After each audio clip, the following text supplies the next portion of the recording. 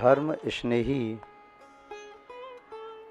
सत श्रद्धालु यहाँ पर उपस्थित आप सभी भव्य वर पुंडरीक पुण्यात्मा महानुभाव आचार्य भगवान समंतबद्ध स्वामी द्वारा विरचित रत्न करंडक साहब का चार की वाचना में विगत दिवस देख रही थी। 5 अणुव्रतों में कौन कौन पुण्य पुरुष प्रसिद्ध हुए, जिनमें से अहिंसा अणुव्रत, सत्य अणुव्रत, आचौर्य अणुव्रत, इन 3 व्रतों में प्रसिद्ध यमपाल चांडाल, धनदेव श्रेष्ठी और राजकुमार वार्षण की कथा यहाँ पर देखी। आगे ब्रह्मचर्य अणुव्रत उसके संबंध में चर्चा करते हैं।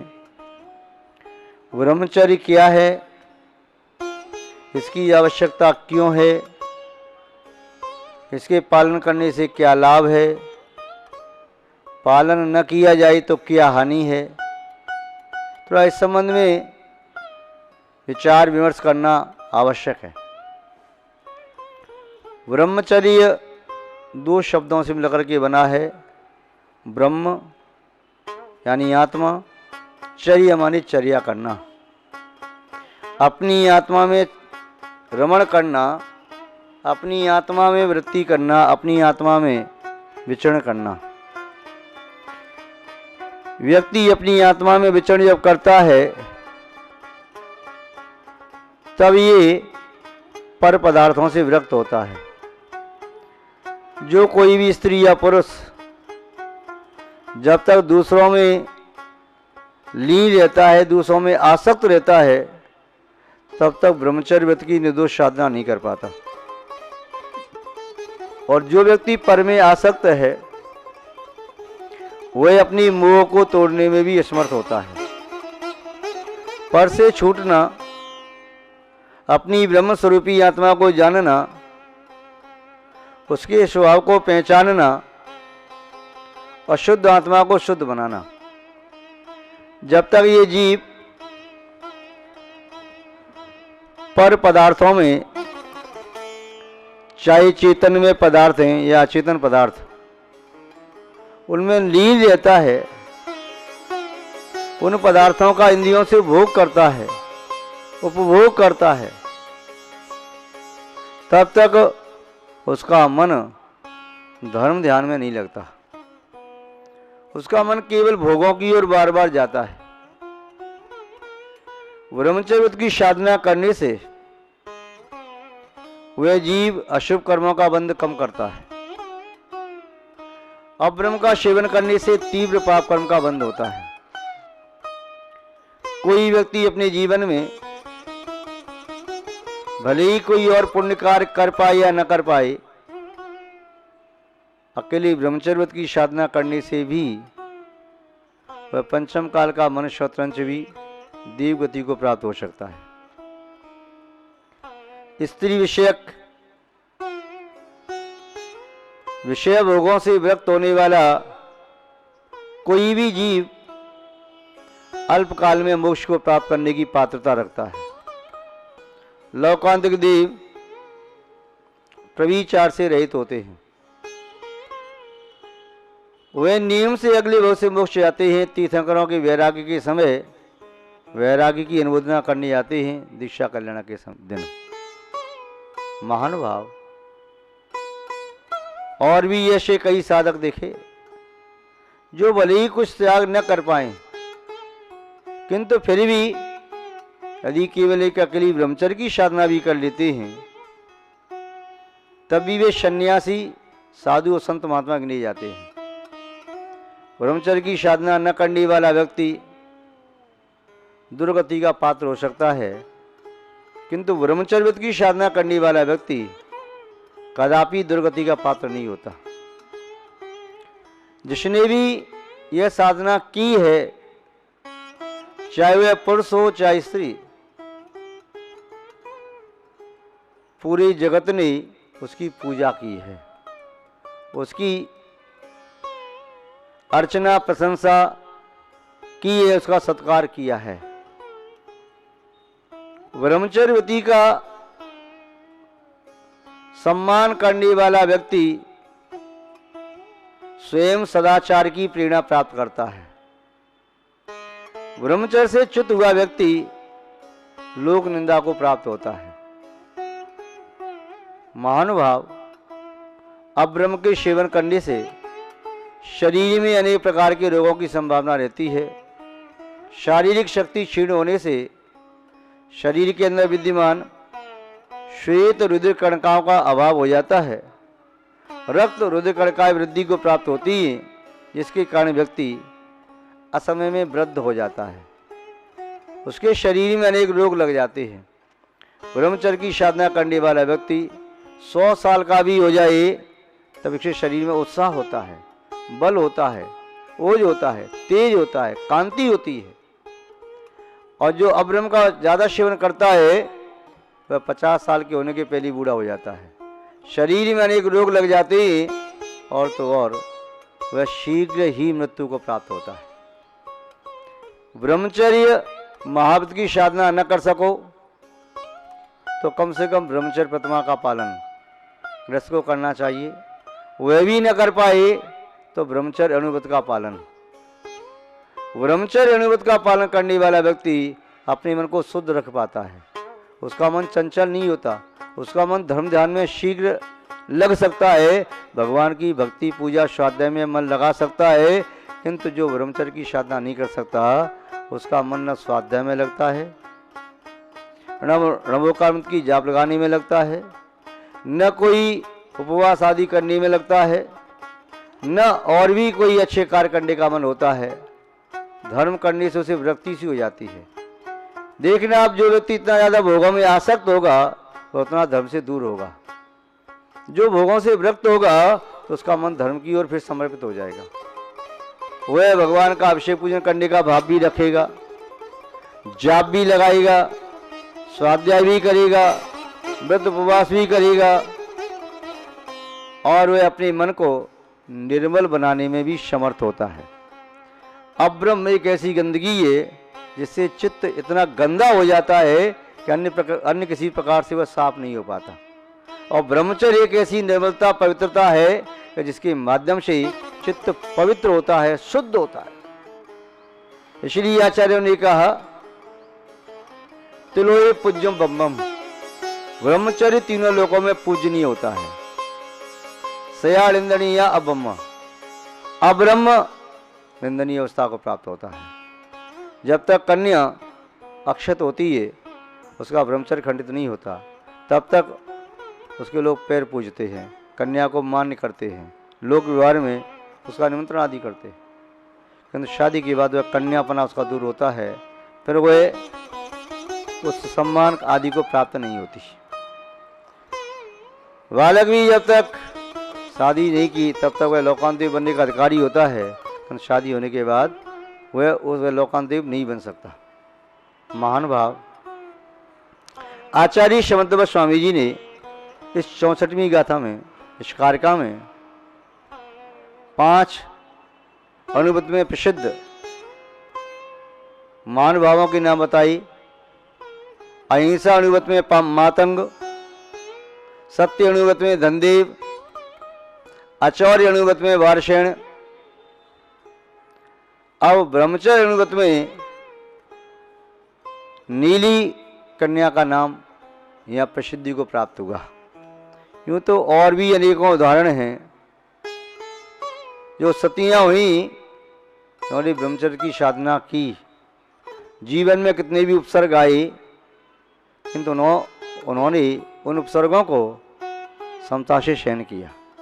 अपनी पूर्व कर्म का उदय मान करके उन प्रतिकूलता में भी अपने शील का भंग नहीं किया। नीली एक श्रेष्ठी पुत्री थी। वह किस तरह इस व्रत में प्रसिद्ध हुई उसकी कथा इस प्रकार से है, संक्षेप में देखते हैं। इस भारतवर्ष में, आर्यावर्त में ही एक लाट नाम का देश था। उस लाट देश में भृगुकश्यपुर नाम का एक नगर था। वहां का राजा था वसुपाल।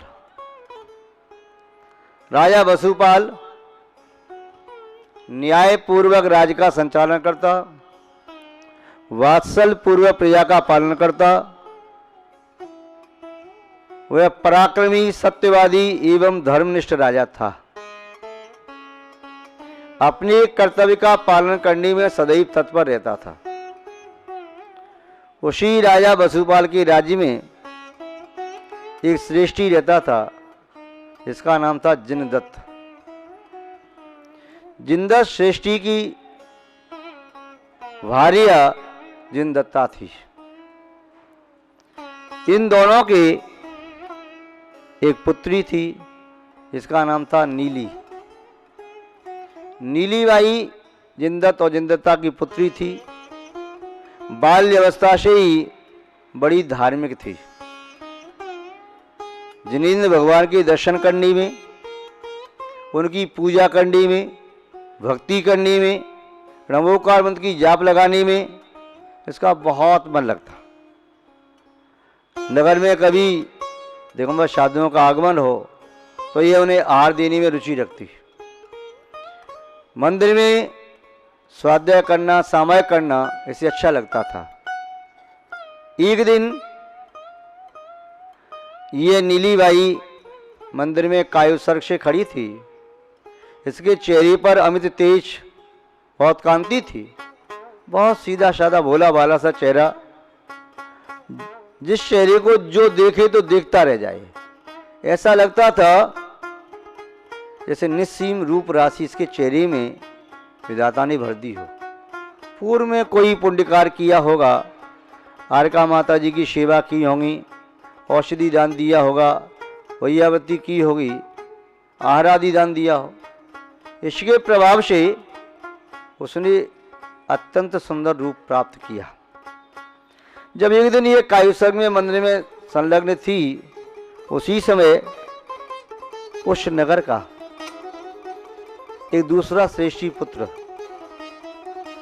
जो समुद्रदत्त शेठ और समुद्रदत्ता शेठानी का पुत्र था, जिसका नाम था सागर दत्त। वह यद्यपि मंदिर तो आता जाता नहीं था, क्योंकि वह जैन धर्म को नहीं मानता था। अचानक ये अपने मित्र प्रियदत्त के साथ ऐसे ही मंदिर में घूमने के लिए आया।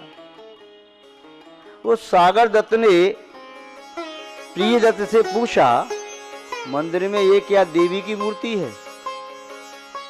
किंतु तो श्वास लेती दिखाई दे रही है, या कोई देव कन्या है, किन्नर कन्या है, कौन है ये? उसके मित्र प्रियदत्त ने कहा, यह देव कन्या नहीं है और ना ही मूर्ति है। यह अपने नगर सेठ जिनदत्त की पुत्री नीली बाई है। यह निस्सीम सौंदर्य से युक्त है। इसका रूप लावण्य देवों के द्वारा भी प्रशंसनीय है।